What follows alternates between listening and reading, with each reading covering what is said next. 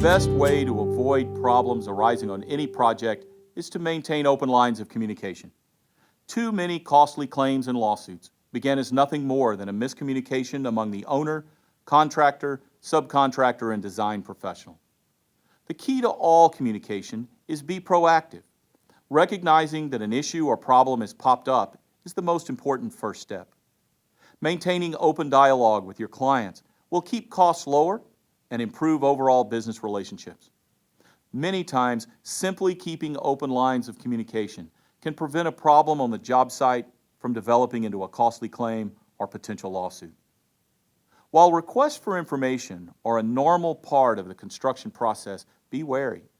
Some contractors generate requests for information to lay a foundation for future claims, for delays, or extras. Always respond promptly to a request for information, even if the request is unrelated to your responsibilities. Communicate in writing and copy all necessary parties, including the owner. Many construction defect claims and lawsuits can be avoided. Be prepared to discuss the problem honestly and professionally.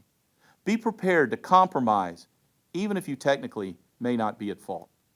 The design professional should weigh the cost of early repairs against the risk of future claims, litigation costs, attorney's fees, and a loss of a future business relationship.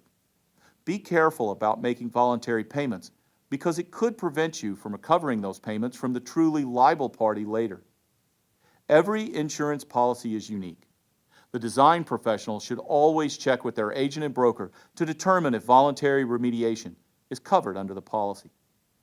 The design professional should remember that while their professional liability insurance carrier generally will be understanding about protecting long-term, valuable relationships with important clients, an insurance policy is only meant to cover errors in professional design. When an allegation of a construction defect or problem arises, find out the source of the complaint as quickly as possible. Determine who the decision maker is and open a direct line of dialogue as quickly as possible. Once a serious issue arises, activate your litigation response team immediately. Consider taking advantage of pre-claims assistance. Consult with an attorney. Weigh the value of involving your attorney early. Involving an attorney could protect the communications as settlement negotiations and possibly prevent discussions from being used against you in any subsequent lawsuit. Involving attorneys early, however, could have the unintended consequence of elevating the situation before it can get resolved by the parties. If you choose to communicate without an attorney, speak in one voice. Designate a single person with the design firm to respond on behalf of the company. Create a claim file at the first sign of a potential claim. Pull together all relevant communications with all other parties involved, including the contract, specifications, change orders, and critical documents. Maintaining a thorough, consistent system of documentation can prove invaluable when a claim does arise. Before communicating about a problem, get your facts right the first time. Don't assume anything. Be overly detailed in any written response.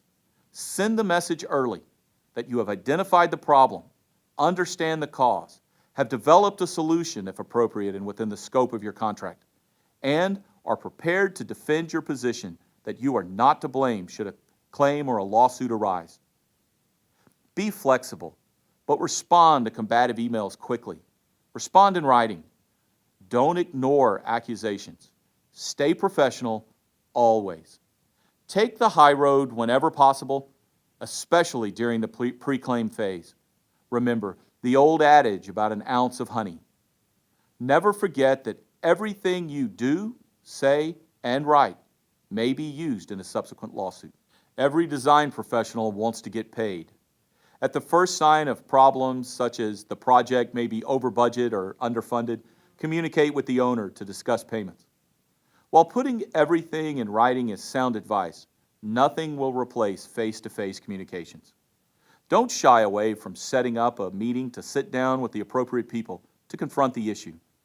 If you do have a meeting, send a follow-up letter summarizing the agreements you believe were reached and the plan of action agreed upon. If the contractor or owner refuses to meet with you in person, that may be a good sign that a claim or a lawsuit is on the horizon, and you can start preparing further. Whatever you do, don't overreact. Be professional, and keep the lines of communication open as long as possible.